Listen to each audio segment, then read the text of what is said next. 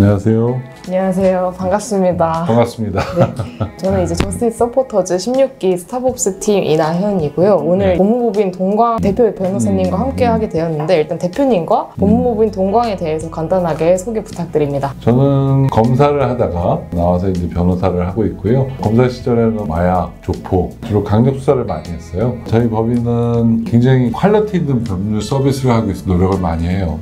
사람들이 이제 찾아오셨을 때 변호사들이 바쁘다 보니까 변호사들하고 연락하기도 힘들고 뭐 그런 얘기를 많이 하거든요. 저나 저희 변호사님들 또 직원분들은 법률도 결국은 서비스다 이렇게 생각을 하고 의뢰인들이 그 서비스에 대해서 만족할 수 있도록 커뮤니케이션도 자주 하려고 노력하고 퀄리티 있는 그런 서비스를 위해서 저희들 항상 고민하고 노력하고 있는 법인이라고 생각해 주시면 감사할 것 같습니다. 네, 감사합니다. 그럼 다음 질문으로 넘어가겠습니다. 최근에 이제 미국과 같은 국가에서 마약의 위험성이 좀 대두가 많이 되고 그렇죠. 있는데요. 네. 특히 이제 교환학생이나 유학생처럼 많이 해외로 나가다 보니까 그에 따라 마약에 대한 노출도 같이 증가하고 있어서 이러한 해외 마약과 관련된 실태나 어떻게 마약을 접하게 되는지가 궁금합니다. 마약이라는 게 굉장히 종류가 다양해요. 대마만 해도 우리나라에서 원래 마약이 아니었었어요. 그러다가 이제 결국 식약처에서 마약으로 지정하면 이제 마약류가 되는 건데, 대마 같은 경우는 세계적으로도 마약으로 지정한 나라도 있고 마약으로 지정하지 않은 나라도 있어요. 마약으로 지정하지 않은 나라는 파는 거는 불법일 수도 있는데 하는 거는 불법이 아닐 수도 있는 거예요. 그렇게 불법이 아닌 나라에서는 원하기만 하면은 쉽게 접할 수가 있거든요.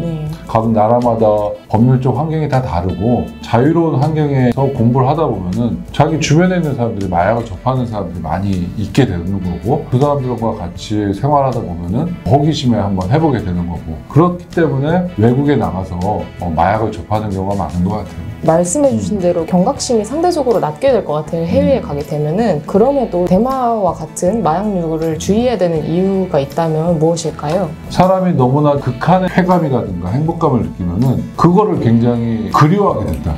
자기가 뭔가 굉장히 힘든 상황에서 그때 그 좋았던 기억을 잊을 수가 없는 거거든요. 자꾸 그렇게 생각이 나게 되고 그럼 참아야 되는 기간이 굉장히 불행한 기간이 된다고 봐요.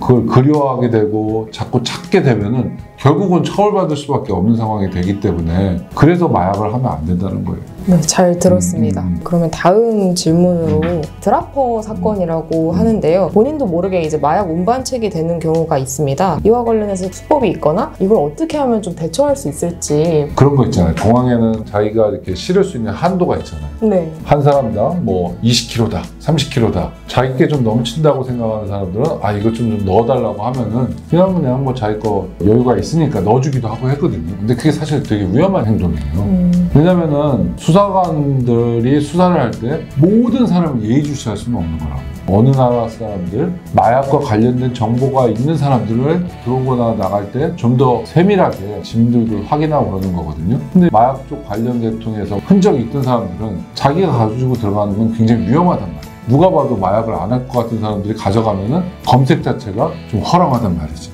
만약에 거기서 마약이 나왔다. 굉장히 시리어스한 상황이 된 거예요. 나는 그게 마약인지 몰랐다는 거를 입증하지 않으면은 마약 밀수로 본인도 처벌받을 수 있는 문제가 생겨버린다. 네. 다행히 성공해서 처벌을 면할 수도 있지만 성공 못할 수도 있어요. 그래서 호의를 베푸는 것도 특히 공항 같은 데서 남의 짐 들어주는 건 아니라고 저는 봐요. 네, 그 다음에 혹시 우리나라가 이제 속인주의를 허용하고 있다고 했는데요. 속인주의가 또 무엇인지, 그리고 실제로 교환학생이나 유학생이 타국에서 마약을 하고 귀국한 경우 또는 마약을 밀수한 경우에 국내와 완전히 동일한 법률이 적용되는 것인지 궁금합니다. 속인주의라는 거는 내국인의 국외범을 처벌한다는 거거든. 우리나라 국적을 갖고 있는 사람이 외국에서 우리나라 처벌을 하는 규정을 위반하면 그것도 처벌한다는 게 속인주의예요. 그 나라가 대마가 합법이다. 그래도 우리나라는 불법이기 때문에 그게 사실로 확인되면은 우리나라 처벌 받는다는 거예요. 그리고 제가 최근에 캐나다를 다녀온 적이 있었는데 해외에서 국내로 복귀했을 때 마약 탐지견도 돌아다니고 할 줄 알았는데 딱히 그런 시스템이 없었어서 해외 마약 복용 사실이 국내에서는 어떻게 발각되는지 수사 과정이나 이런 시스템이 궁금합니다. 제가 이제 수사할 때는 랩에 싸가지고 목구멍으로 넣어서 가지고 먹고 있다. 이거는 이제 위로 들어갈 거 아니에요. 네. 이게 얼마나 위험한 짓이냐면은 위에 들어가면 위산이 나오잖아요. 네. 위산이 이제 그 랩을 녹여버릴 수도 있다고. 그 안에서 그 녹아서 터지면 그 사람 죽는 거예요. 네. 그만큼 위험하기도 하고, 여성 같은 경우는 여성의 성기에 넣어오는 경우도 있어. 근데 그거는 사실상 엑스레이나 이런 걸로는 힘들지. 그거는 제보가 있어야 돼요. 저 사람 마약 가지고 들어간다. 그런 제보가 있어야 그 사람을 신체 수색도 할 수도 있는 거고 압수수색 영장도 발부받을 수 있는 거지. 그냥 일반 여행객 들어가서 신체 수색한다면 그걸 누가 응하겠어요. 그렇기 때문에 굉장히 수법은 교묘해지고 검거는 사실적으로 한계가 있기 때문에, 그래서 제가 생각할 때 수사나 발각으로는 마약으로부터 사회를 보호하는 데는 한계가 있어요. 네, 여기까지 마약 범죄 및 예방에 대해서 알아보았는데요. 마지막으로 마약 유혹에 조금 빠지려시는 분들, 호기심을 가지고 있으신 분들에게 한마디 해주신다면 어떤 게 있을까요? 저는 사실 겁나요. 한 번 했을 때 내가 지금까지 경험하지 못한 굉장히 큰 쾌락이 있을 수도 있다는 생각은 들어요. 근데 내 몸이 망가져가고 내가 형사처벌 받고 내 가족과 내 삶이 다 파괴되는 상황이 온다면은 끊고 싶을 것 같아요. 그때 끊고 싶어도 내가 못 끊을 것 같아서 겁나는 거예요. 지금 저는 마약 검사하면서 교도소에 마약사분들 많이 구속도 시키고 그랬는데, 교도소에 가 있는 사람 치고 마약 나가서 또 하겠다는 사람 아무도 없어요. 다 그만두고 이제 새 삶을 살겠다고 하는 거예요. 근데 그 중에서 많은 수가 또 마약을 하는 게, 삶이라는 게 매번 좋을 수가 없잖아요. 힘들 때도 있고 더 큰 쾌락을 얻고 싶을 때도 있는데, 마약을 한 번도 경험 안 해보면 그런 거 자체를 모르는데, 한 번 경험한 사람은 그걸 하고 싶다.